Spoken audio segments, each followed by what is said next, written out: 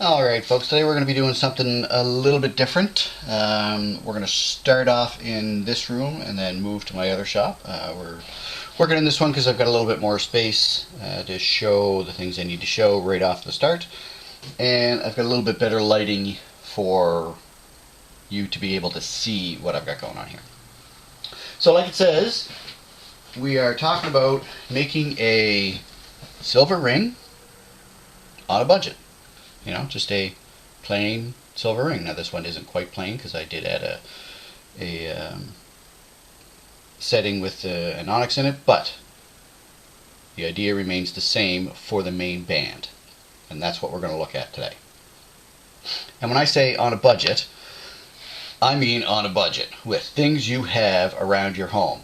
If you are already doing stuff, if you're already making things, then you probably have the majority of these things in your home already. If you're just starting out, you may have to go buy a couple of them, but these are things that the average person probably has already. You see these other ones that they talk about, oh, I'm going to make this on a budget, and then they pull out their little torch mini, and then they pull out their rolling mill, and they've got all of this stuff, and you think, oh yeah, so all I need to do is invest another $600, $800, $1,500 for some of these things, and yeah, I can make a $40 silver ring. Great. This is going to show you that you don't need to do all of that. I did think that for years. I thought that for a long time, that I need to buy this and I need to get that, and I realized I don't need to get all of that. So we're going to talk about the things that you need, things that you can use, things that you might want to look at eventually if you want to keep doing it, things that make things easier, but the main part of it is going to be what you can do with what you have.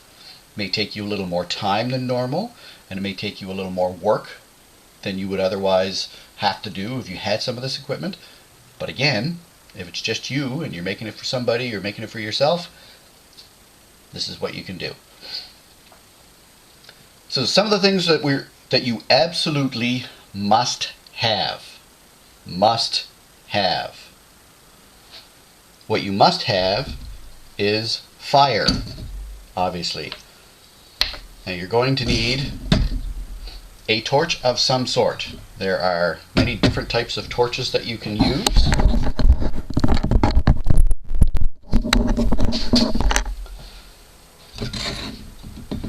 This is regular propane, like for camping and things like that, just the little canister with just a normal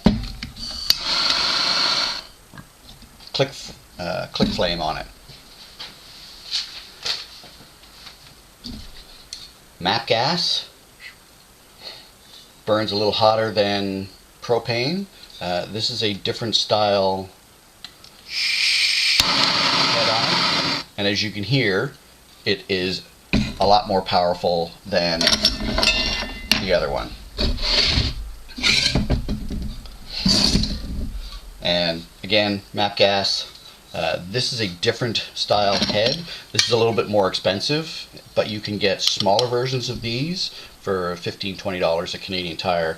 It's all about the style of tip inside. Now this one doesn't have a quick start,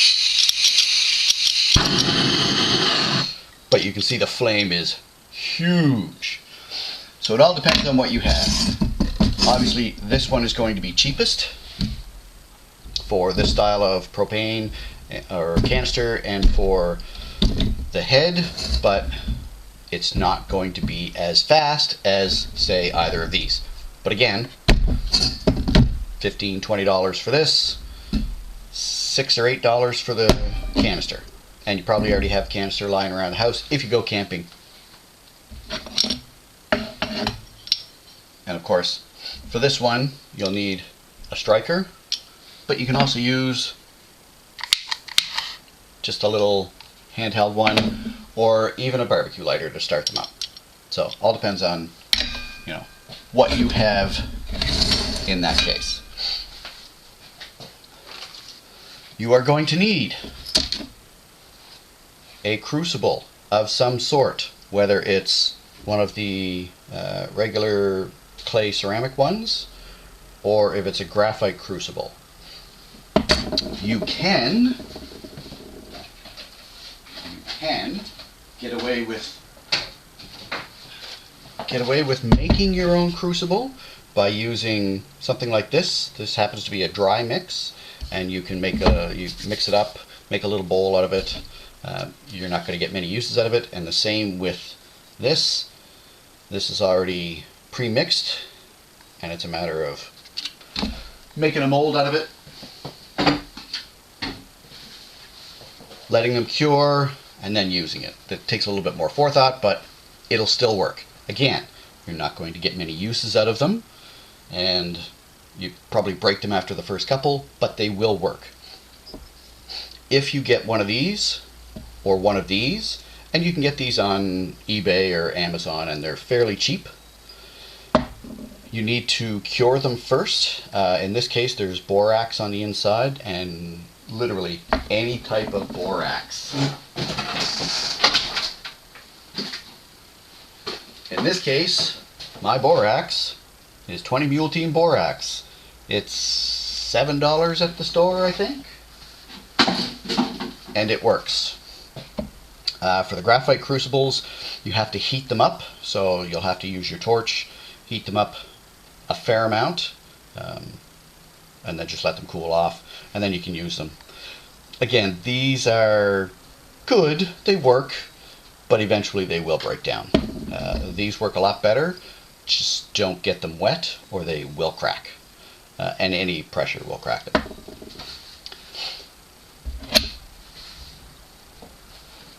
Now, you can use a pair of pliers to hold those, but I recommend getting a holder to hold them. So it keeps your hands away and allows you to pour. You just pour it. This one will work for the graphite crucible as well. You just have to have a little bit of pressure on it to hold it up.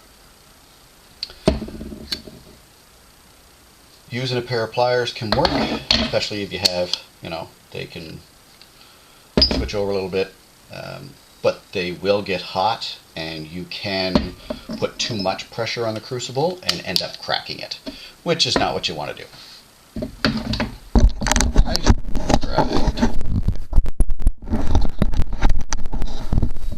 So some of the other things you will need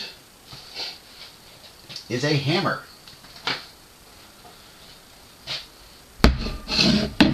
A hammer.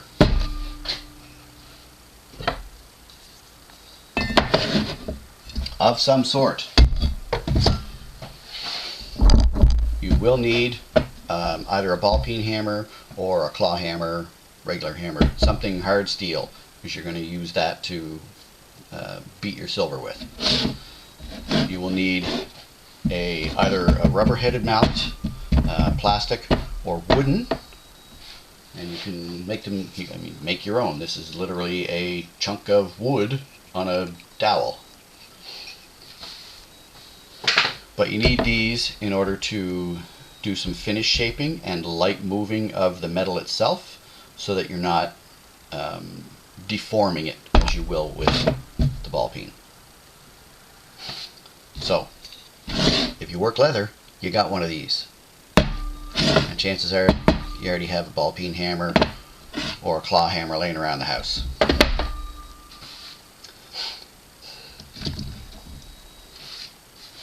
You will need a saw. Whether it's an actual jeweler's saw with a jeweler's blade on it, or a regular hacksaw. One of them you will need in order to cut your metal, in order to get it to the size that you need it. For soldering, you can use these on smaller pieces, but they aren't really effective on thicker metals and longer pieces. So if you were making a really tiny band, yeah, they would work. But other than that, something like this Again, you know, $25 I think I paid for that one at Princess Auto. If you're in the States, Harbor Freight. Sometimes you can get them at Walmart. Some hardware stores hold them. These are fairly simple. You have adjustments on the top, you know, big, small. You can set up your flame.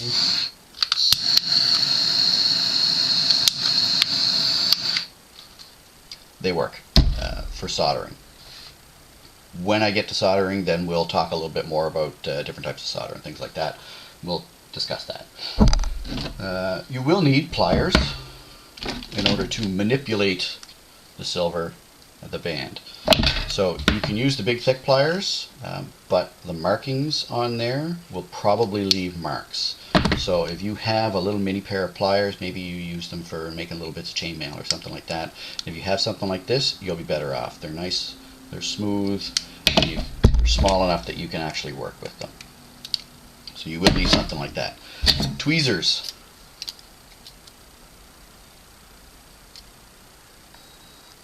If you want to use these, well, you will need to use these in order to hold on to your ring as you're heating it up for soldering, as well as for moving pieces around. The pliers draw too much heat away from the silver itself, and it won't heat up properly. You will need files, mini files, or large files, because you'll need to shape your metal slightly. You'll need to shape the silver, get a flat end, maybe you want to put grooves in it, whatever you want to do, but you will need files. They keep your metal smooth. You will also need sandpaper. You can use little bits of sandpaper. Now this happens to be a 600 and a 1500. You can go down as far as 220 if you want, but you will want to take it up to probably at least 600.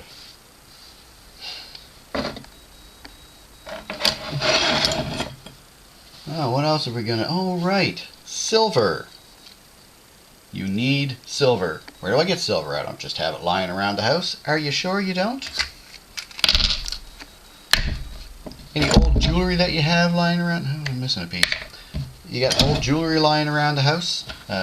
You know, earrings, rings, things like that. Sure, maybe you don't do a lot of casting, maybe you don't do a lot of silver work, and you don't have, you know, the scrap that you get from doing some of that stuff. But chances are you have old earrings that you don't wear anymore, or necklaces, bracelets that haven't been around for years. That is scrap silver. I don't have any of that?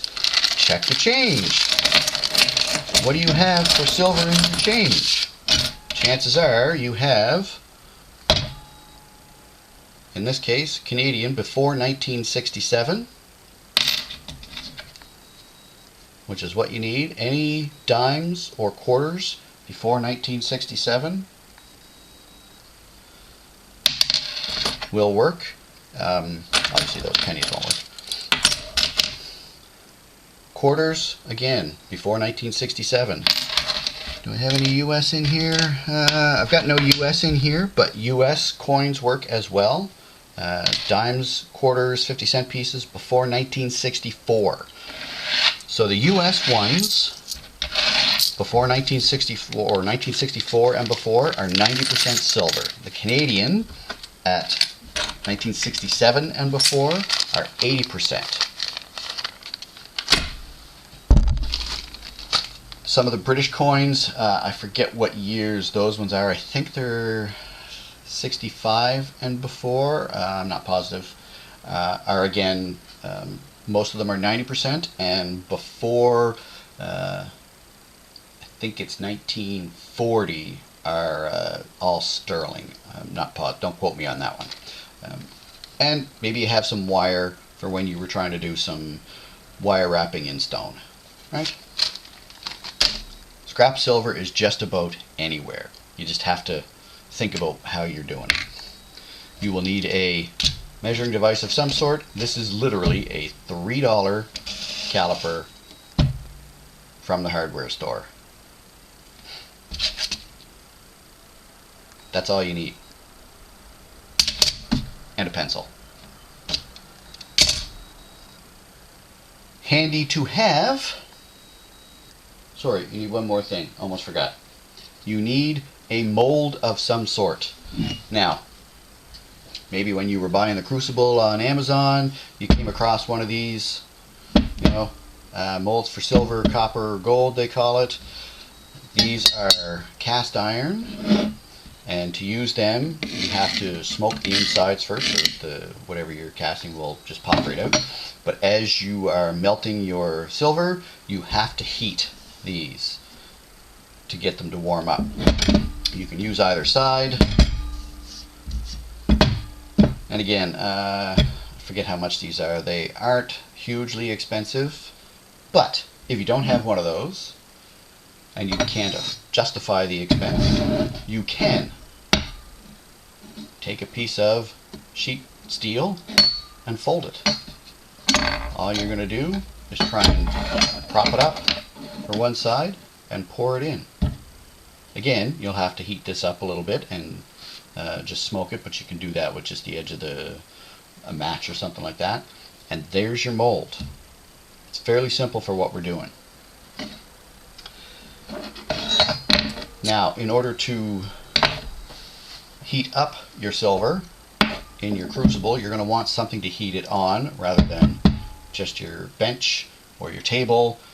You don't want anybody getting mad at you because you burnt a hole in the table. So, at the hardware store, you can buy hard brick, fire brick. You can find soft fire brick.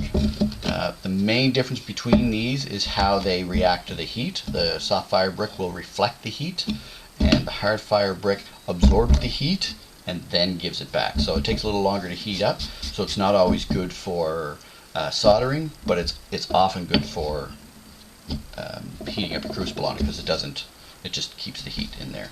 Whereas these reflects the heat back, so it's kind of one or the other. If you don't have either of those, and you can buy one brick at the hardware store for $5. Don't have any of those? A piece of wood. Now, when I'm heating, you start off with a regular piece of wood like this, and you start heating it up, right? As you start heating it up, you will notice, right, this is going to heat up around it. See how it doesn't burn right away? You have some time. It does start to smoke, but it will hold the heat. And especially when you're just holding it here, you see it doesn't burn. You're just reflecting it off so that you're not burning your bench or your counter. When it comes time to solder, that's when you need to torch this. And if you'll notice, on the other side, this is all burnt up. Now once I start working on here, right, this will reflect the heat. It'll work great. You'll see. Yeah, there's going to be a little bit of smoke. Keep your doors and windows open. And make sure you're somewhere where you're not going to set off your smoke detector. A very handy thing to have, but not strictly necessary. You can get away with some math, but if you don't like to do math, a ring chart. So you can find these online. There are all kinds. This particular one shows you in US. However, you can get them so they show British, US, Canada, French, German, Japanese. They'll show you conversion tables, right, depending on inner diameter. What you want is a basic setup so that you can see the size, inside diameter, your inside circumference, your distance around, and the ring size they correspond to. That's what's going to help you. So, if you know your ring size, great. If you don't, you're going to have to measure it. You can also use a piece of string or a piece of tape wrapped around your finger, and you can do it that way.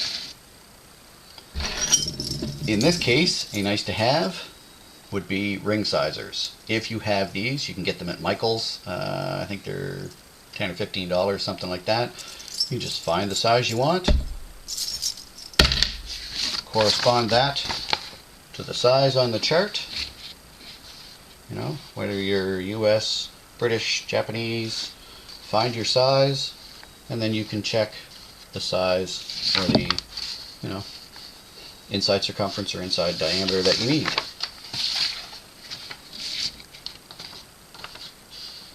That, where does it show you here?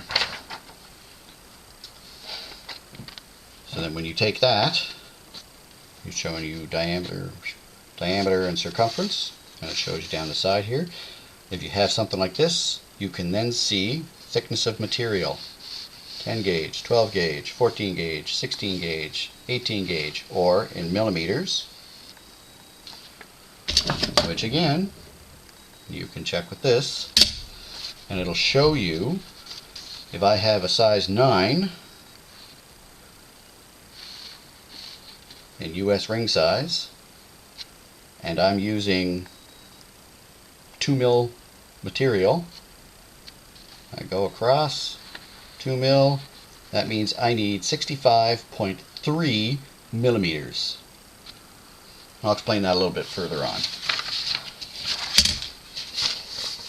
So now you know what you're going to need in order to progress with this. So we're going to move the studio. Oh yeah, and I suppose don't forget your safety squints.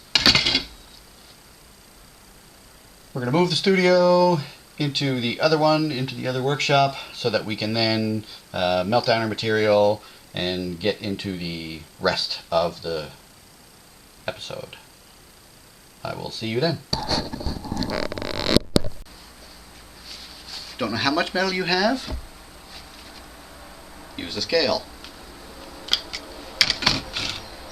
All you're going to do, and you can even, use a little cup. So you turn your scale on. In this case, I'm not sure that it's on a relatively flat surface. I turn it on, and it's doing fine. There we go. Put on my cup that I'm going to put it in, zeroize it, and then drop these on. Now my scrap shows that I have 17 grams. Well, I want to change that. 17 grams is about half an ounce.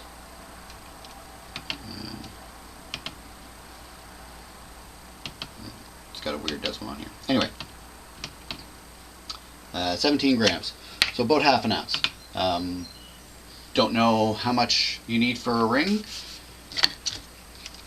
You can take another ring that you have, another silver ring, and weigh that and compare them. You want a little bit more because you will lose a little bit.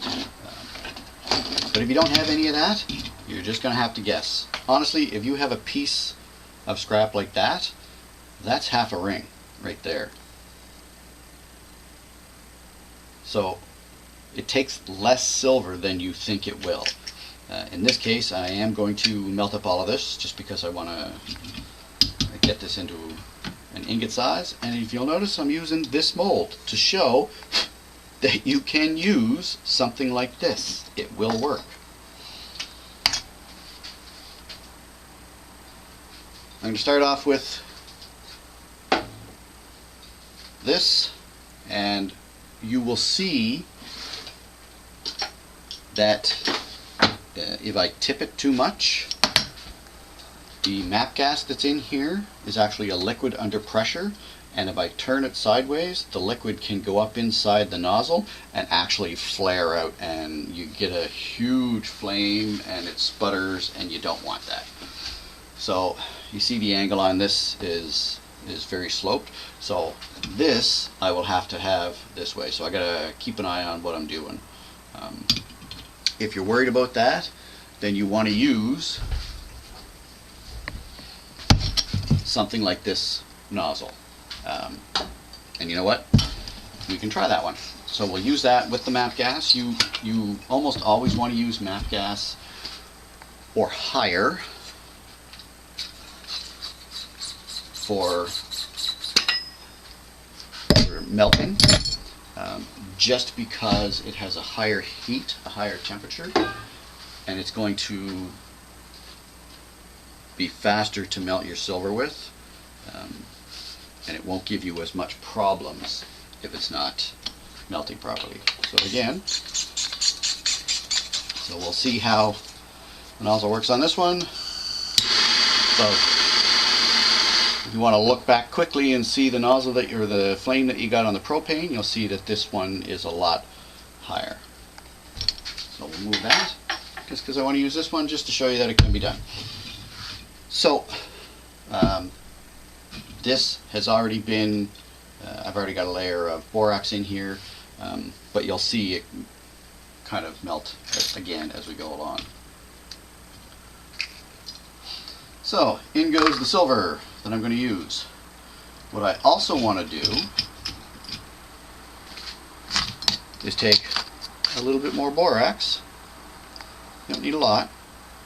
And I want to sprinkle that in. This helps get any dirt, any crap out of the silver. It keeps it out of there, and it puts it into this little glass layer that you'll see once it's all done, and that just breaks off and it gets rid of it. But it also helps lower the melting temperature of the silver. Doesn't do it a lot, but it helps a little bit. So on we go. I guess how much of that was I off frame? Oh, well, that'll suck. I might have to do that again. Let's see.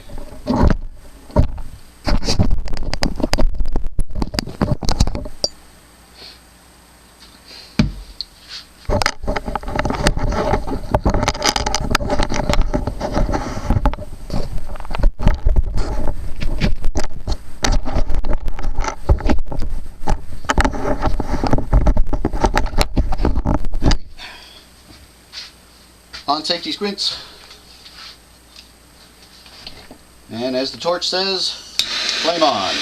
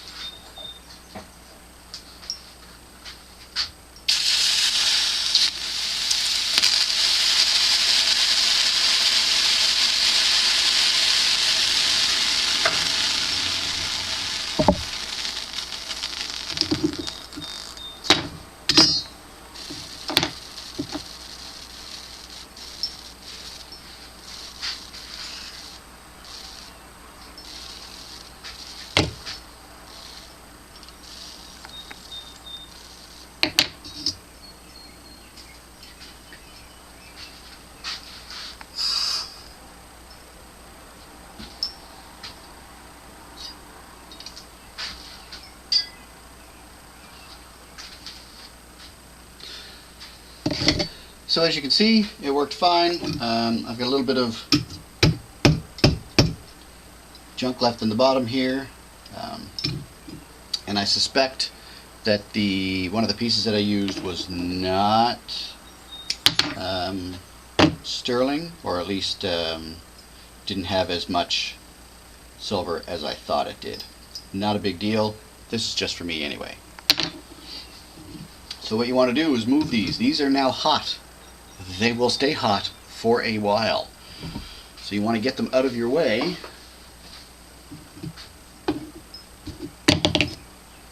But you don't want to.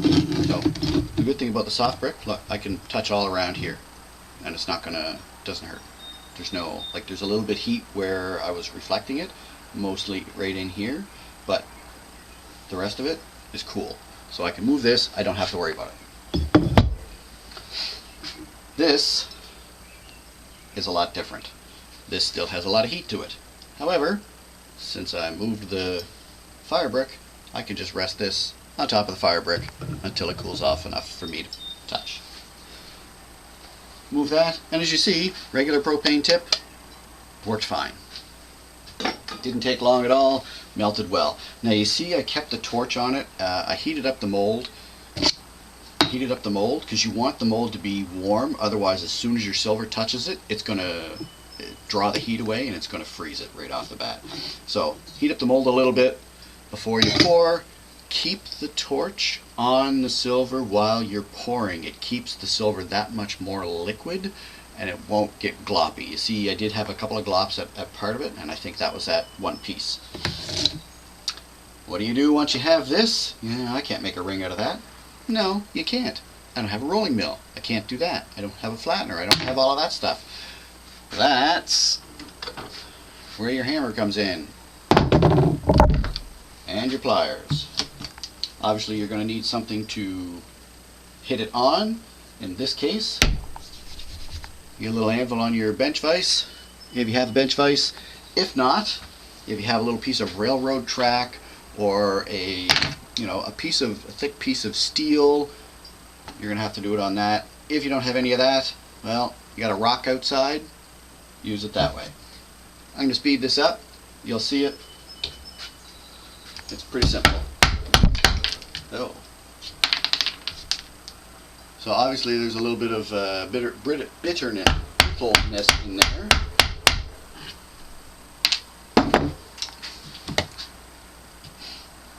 That's interesting.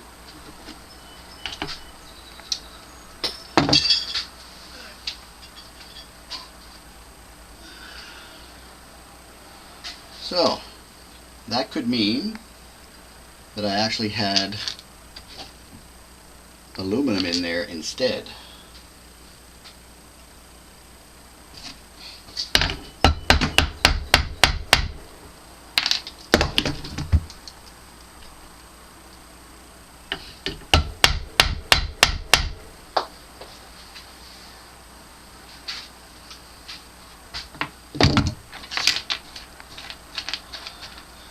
Interesting.